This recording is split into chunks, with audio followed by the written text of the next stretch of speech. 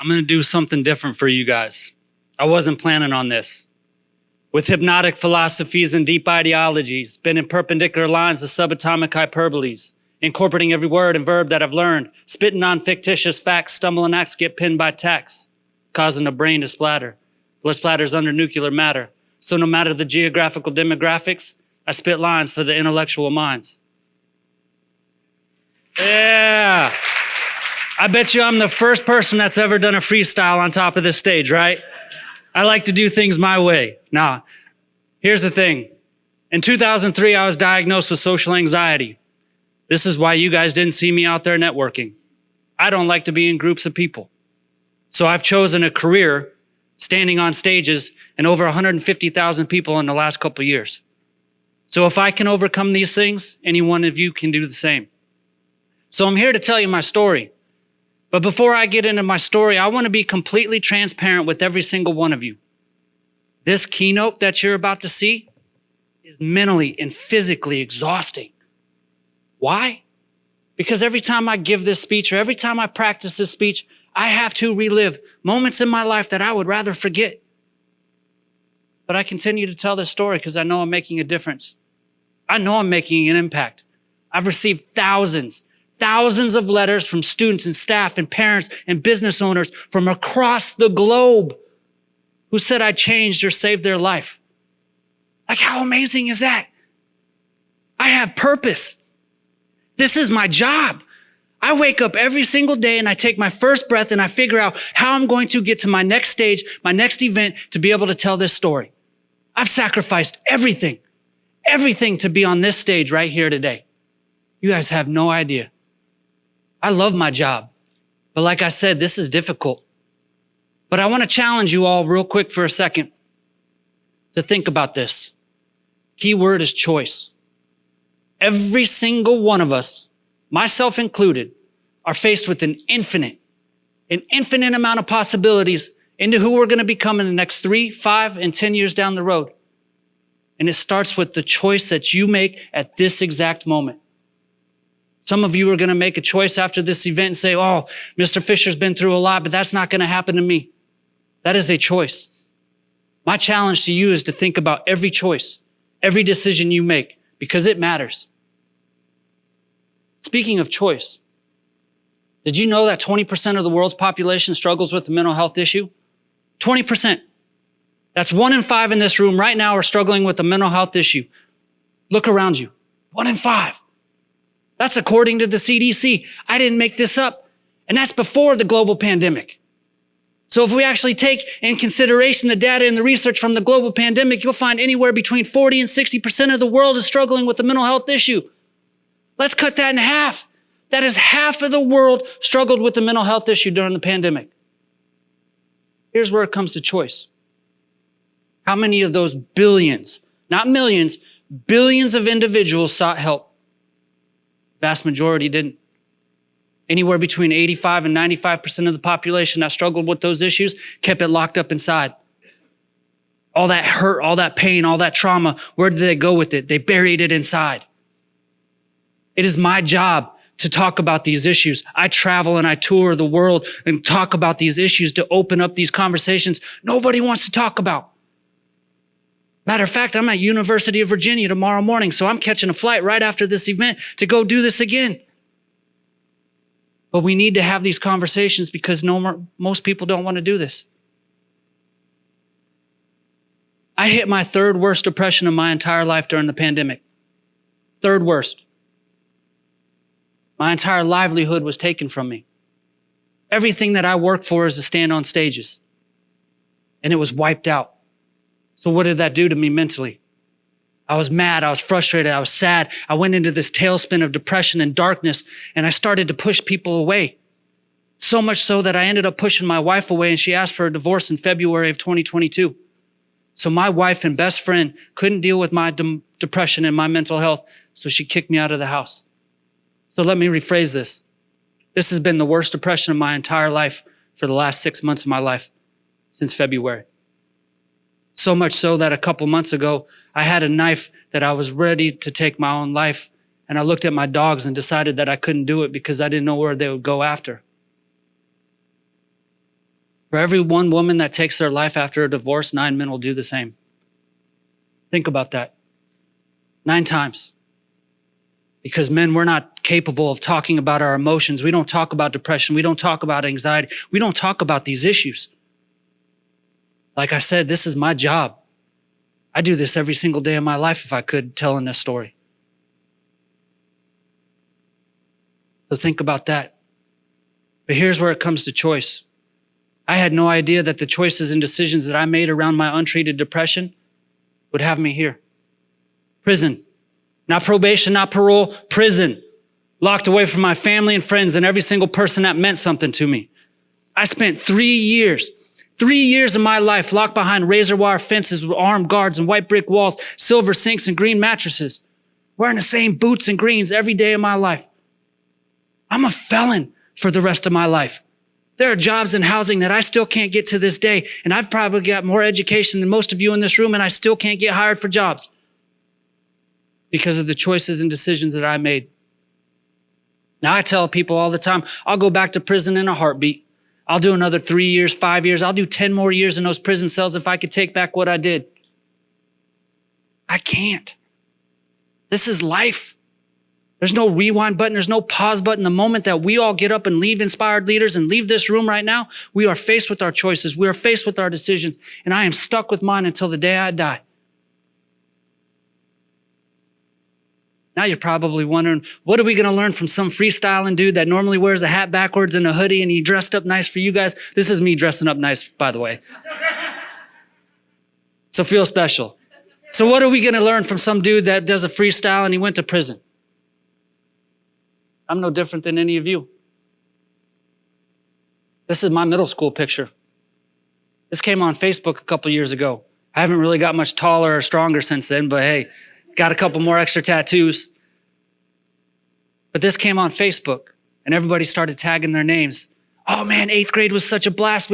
All we did was play video games and sports and we loved our lives. I didn't tag my name. See, my friends didn't realize I hated middle school. I hated high school. I was popular. I had friends in every grade. I played every sport you can imagine. Football, basketball, track, golf, soccer, you name it, I did it. I was good in everything. But something clicked in 8th grade. Started worrying about what other people thought. I started comparing myself. And all of a sudden, it was like one day out of nowhere, I just started thinking I wasn't good enough. I wasn't smart enough. I wasn't capable. I started to get zits in this complexion. I couldn't talk to girls and I got shy and quiet. And then on top of that, I was the second smallest kid in my grade. So my friends would pick on me and make fun of me. But I was this athlete. So I didn't let anybody know that was going on. So what did I do? I'd go home and I'd take all my anger and depression and frustration out on my music. And then I got to the point where I was screaming at the top of my lungs with my parents that I was going to kill myself. And I grabbed a butcher knife and I ran out to the barn and I had it to my wrist and my parents stopped me. I don't know if I would have gone through with it. I don't know if it was a cry for help. What I do know now is that there was something seriously wrong with me. But I grew up in the 80s and 90s like most of you in this room, and we didn't talk about mental health. We didn't talk about depression. Like if you said you were dealing with an emotion, people would say you were weak, you were soft, and they would call you crazy. I was an 8th grader. I didn't want to be called crazy. I didn't want to be labeled as going to the loony bin. So what did I do? I kept it locked up inside. I started to use drugs and alcohol as a coping mechanism. I started to get high my 8th grade year. I started to drink my junior year. I turned into a full-fledged alcoholic by the time my senior year rolled around. Now I was lucky that I was good in sports. I had an opportunity to play college basketball.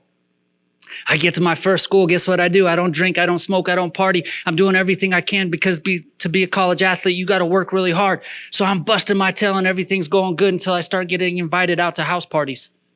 So I start socializing and I'm drinking, and before I realize it, second semester rolls around and I'm drinking every single day and I end up failing out and losing my scholarship. Let me put this in perspective. Less than 4% of all high school basketball players get a chance to play on scholarship, and I threw mine away because I'd rather drink and party. So what do? I lose my scholarship. I decide I want to go play college basketball again. So I get an opportunity to go to another school the following year. Guess what I do? I start drinking and partying again, and I fail out of my second school, and I have a GPA of 0.00 at this school. 0.00. GPA 4 Fs on my transcripts when I left that school. So what do? I go home, I sober up, I get another opportunity to go play college basketball again at my third school in 3 years, and I'm out in Northern California. That's right, I got 3 opportunities to play college basketball. Must mean I must be pretty good, right? So I get out there. I don't drink, I don't smoke, I don't party. I'm sober, I'm busting my tail, and everything's going good until it's not. I get hit with the coach. He's looking at my transcripts from my last school, and he's like, dude, you're academically ineligible. You can't play for us. Why didn't you tell me about this? I lie to him and I play coy, and I'm like, coach, man, I didn't think it would matter. Here's what we're going to do. We're going to get you to redshirt. Well, I didn't want a red shirt. I had an ego and an attitude, if you guys couldn't tell. I thought I was too big for my britches, so I didn't listen to coach. What did I go to? I went to drinking and smoking and now doing drugs. Now I was doing not only alcohol and weed, I was doing coke and ecstasy and Vicodin and Percocet and anything I could get my hands on. I was crushing up pills and I was snorting pills. Got to the point where I was sitting in the back of getaway cars with people who were robbing people at gunpoint. And I was laughing about it. And my mom hears what's going on, and she calls me and says, you need to come home because you're going to end up dead or in jail. And I'll never forget that night. I hung up the phone with my mom and I made a decision. I was going to take my life. And I was going to do it with alcohol and drugs. I remember taking 7 pills of ecstasy, rolling a blunt, lacing it with coke and smoking it. The next thing I know, I'm underneath a park bench and I'm getting ready to jump in front of a train. And I pull out a wallet with my brother's picture. That picture is the only reason why I'm standing here today. And normally I show that picture during my slides. So I went home and I sobered up and I got another opportunity to play college basketball again the following year. 4 school in 4 years. Guess what I do? Long story short, I start drinking and partying again. I lose my opportunity to play for a national championship team. So what do? I sober up one more time and I say, man, I'm going to go play college basketball again. 5 schools in 5 years must mean I must be pretty good, right?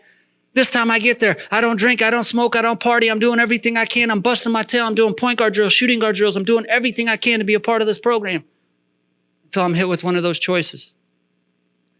Coach talks about my ego and my attitude and says, you need to change. You think I listened? My attitude took over and I kept drinking and smoking. And before I realized that, I end up with a 0.43 GPA and I fail out and lose my opportunity to play college basketball again. So what do? I go home to my parents' house. I sober up and say, man, I need to get my act together. So I'm living at my parents' house and this screen's black on purpose. I want everybody in here to close your eyes for the next couple minutes.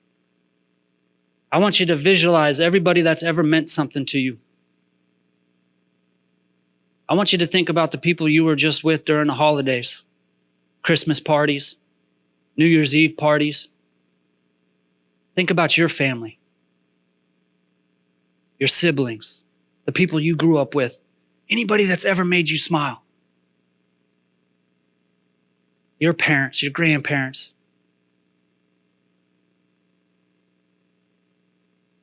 Your kids. Think of a man named Bill. Now, Bill's 57 years old. Bill's got gray hair, big, thick gray beard, been married to the same woman for over 30 years. They have a daughter together who ends up having 2 of her own. So Bill is a grandfather and he's got grandbabies and he's retired and he loves his life and everything's going good. Now I want you to think about one of those friends from the holiday parties you were just thinking about. They drank something or took something and they're acting a little off. Because that's what people do during the holidays, right? They drink and have a good time. Now Bill's heading home in his white Oldsmobile and he's thinking about how precious life is, and all of a sudden, wham! Open them.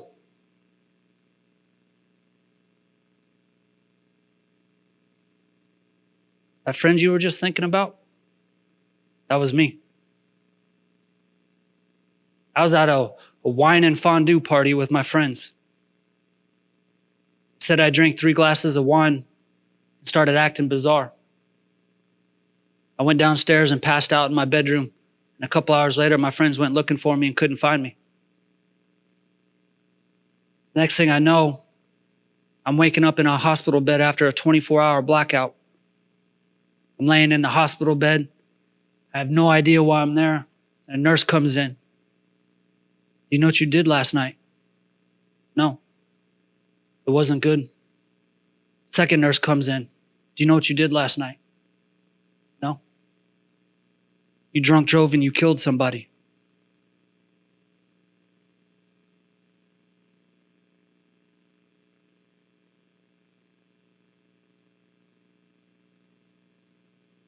That man I had you visualize, Bill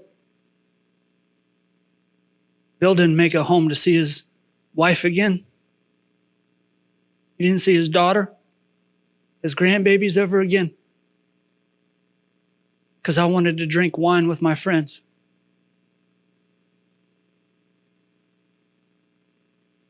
"30 years.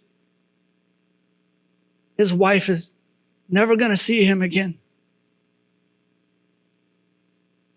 Because of the choices and decisions I made around alcohol. Bill didn't see my Suburban coming 72 miles an hour down the wrong side of a 4-lane road with no tires on one side and sparks on the other. I hit Bill and killed him instantly. Drove 150 feet from the scene of the crime until the cops came and pulled me out at gunpoint.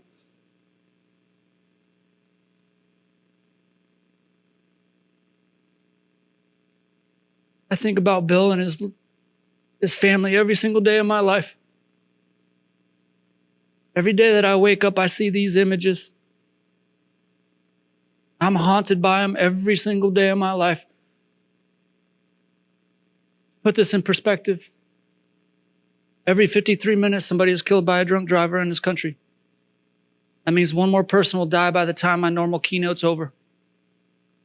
Make it even worse. Every 15 minutes, somebody is killed by a drunk driver, a distracted driver, or somebody that's high and driving. That means 4 more people will die by the time my normal keynote is over. Now, you don't have to show your hands, but I guarantee you there are some of you in this room who have ridden with somebody who's been drunk. You know somebody that's been drinking and driving? How many people go to happy hours and drink and go home? You get home safe. Didn't happen with me. How many text and drive? This can happen to any one of you. It doesn't discriminate. Alcohol doesn't care who you are, how much money you have in the bank, what color of skin, what religion you believe in. It doesn't matter. It could be the first time you drink. It could be the second time you drink. You could be a professional drinker and you go home one night and your entire life is completely upside down. And to make it worse, you hurt somebody else like I did.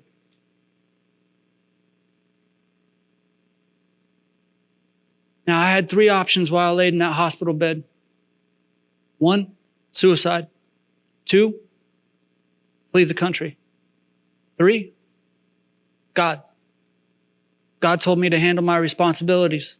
And from that moment, that second, everything in my life is completely changed. I have done everything in my power to be a better human being. I've done everything in my power to try to make up for what I did, and I can't. I've given over 450 talks and speeches across this country, and I can't bring Bill back, no matter what I do. But I will continue to do my job and try to prevent as many people from going down the destructive path that I went through. Now, I went to prison. I deserve to go to prison. Matter of fact, I didn't do enough time in prison. I tell people that all the time. So I did my 3 years in prison and I got released after 3 years, and I had this crazy desire. Normally I go like crazy bonkers on the slide, but like when I have big groups of audiences. You guys ever seen the movie The Hulk? Yeah. So when you get to prison, you're surrounded by all this negativity and all this hate, right? You have all these crazy individuals that are locked up 24/7 and all they want to do is hurt you. So when you get released from prison, you have this thing called penitentiary glow. So when you get released, you're like, oh yes, I'm free. I get to walk the streets. I get to wear a pair of Jordan shorts. Like, I was so happy to be free and released. And I had this crazy desire that I was going to get out of prison and I was going to do everything in my power to be a better human being. I made a decision that I was going to go back to school because I had all these doubters and naysayers and haters trying to prove me wrong, saying I was nothing but an alcoholic, a flunky, a druggie, and I'd never amount to anything. But I had this desire. I was going to prove them all wrong. So I went back to school. I also did something nobody else has ever done. I went and played college basketball at the age of 28, 29, and 30 as an inmate of Colorado. What? I've ran the numbers, and this is without my parole. 0.00008% chance of me ever finding a place to play college basketball after 5 other opportunities. I would have had a better time trying to make the NBA. I went and played college basketball at the age of 28, 29, and 30 as an inmate. I was the second oldest player in the country. I checked. There's one dude that was 72 playing college basketball, so he had that. He wasn't getting buckets like I was, though. But I could joke and talk about basketball all day. I was all conference tournament MVP, and I didn't even play in half the games. I was doing Kyrie before Kyrie. I played in 13 out of 33 games because I was on parole. I was on ISP and ankle monitor, so I couldn't leave my house at 6 a.m. in the morning and 9 p.m. at night. I had parole officers showing up to my home games with a gun and a badge, waiting to take me back to prison because they thought I was lying that I was playing college basketball. And my teammates were like, no, sir, please don't take him. We need him tonight. I was the leading scorer, leading assist, captain, all that type of stuff, so they needed me. We ended up winning 85% of the games that I played in. We went from the worst team in the country to we got top 25 votes. Awesome. But I could talk about hoops all day. But here's the thing. My number one priority when I went back to school was for school. Number one priority. I didn't care about basketball as much as I cared about school. So I went back and got my first bachelor degree. And I graduated with a 3.75 and I graduated magna cum laude. Pretty impressive after having a GPA of 0.000, right? But here's the thing about success. And everyone in this room has had success. You get greedy, right? So the next year as an assistant coach at the university, that's right, as an assistant coach at the university, I got a second bachelor degree with 3 minors and I graduated summa cum laude with a 4.0. What? Oh wait, I was working 40 hours a week and a full-time college basketball coach. So when I hear students and student athletes and people talk about you don't have enough time to get something done, that's BS. I made it happen. I slept less than 4 hours a day, 7 days a week for 7 years while I accomplished 2 bachelor degrees, 3 minors, a master's degree, coached college basketball, did all these amazing things. Now here's where my ego kind of comes into check. How many of you in this room have your name engraved on a park bench at a university? If you guys couldn't tell, I kind of have a little overconfidence on some things. See, the only time, this is why I do this, because I'm the only one that raises his hands. Yeah, all eyes on me while I stand on this stage. I was awarded the President's Award, the highest academic achievement you can get on any college campus. I was awarded that for my grades and my community support, not because of my jump shot or my crossover. I earned that, and nobody can take that away from me. In 2014, I had to make a decision. I talk about choice. At the age of 34, I had an opportunity to play professional basketball.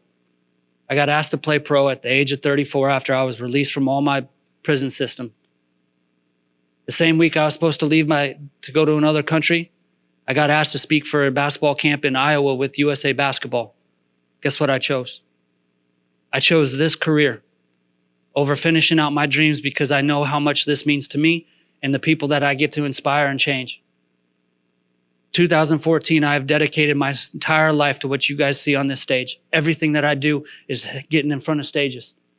So I turned down an opportunity because I found my why. My why has been the students. Suicide is the second leading cause of death among teens across this country. People don't talk about these issues. It is my job to come in and open these conversations for these students to feel safe. And 60% increase over the last couple of years. And 4 out of 5 show warning signs. We don't see them because we haven't been trained with mental health. We haven't been trained with depression and anxiety. We don't talk about these things. So when I come into schools, this is what I do. I literally have thousands of letters from students who said I stopped them from committing suicide. Like, how amazing is that? This is what I do. But it's not just about the mental health, because it's about the drugs and alcohol. 70% of users who end up using when they're 13, 14, 15, 16 years old will end up becoming addicts and alcoholics later on in life. It is my entire livelihood to stop kids from using drugs and alcohol as a coping mechanism when they're in middle school and high school, because I just changed the entire trajectory of their life. Why does this make sense for this audience and this group? Because when they become addicts and alcoholics when they're 13, 14, 15, it follows them for the rest of their lives. So let's talk about this demographic while we're in here. This is for all of you. I've been fighting for kids and fighting for youth for the last decade. But the reality is 75% of the suicides in this country are by the age demographic sitting in this room. 25 to 65 is the largest amount of suicides in this country because we've been trained not to talk about these issues. Every 30 seconds, there is a suicide attempt. There are 130 suicides per day, again, by the people sitting in this room. 90% show warning signs and symptoms. Let's have this conversation. This is where it starts. And here's the scary fact. Out of 75% of those suicides that are by this age demographic in this room, 76% of the suicides are by middle-aged men. That's right. The vast majority of the suicides that are taking place are by the men sitting in this room. It is time to have this conversation. This is what I do. I open up this conversation so that we can talk about these issues so that we don't feel ashamed or scared or timid or whatever it may have you. But this is going on no matter how much we want to sweep it under the rug. This is taking place across the country.